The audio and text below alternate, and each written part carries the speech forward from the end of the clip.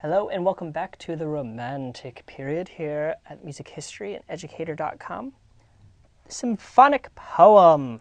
All right, I've alluded to this. Now let's talk about it. What is a symphonic poem?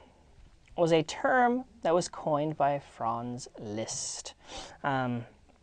Liszt, very important guy.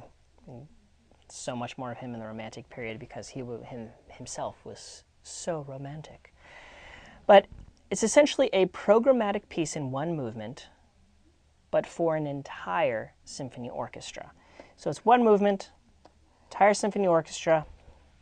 It's not a symphony. It's not a concerto. It's just a one-movement work for symphony orchestra.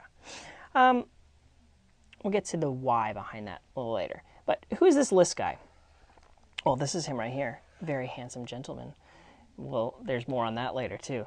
The ladies love Liszt.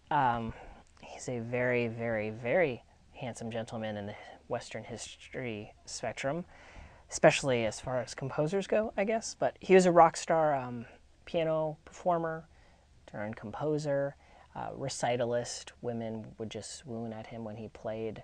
He was pretty much in demand as a concertizer throughout Europe his entire career.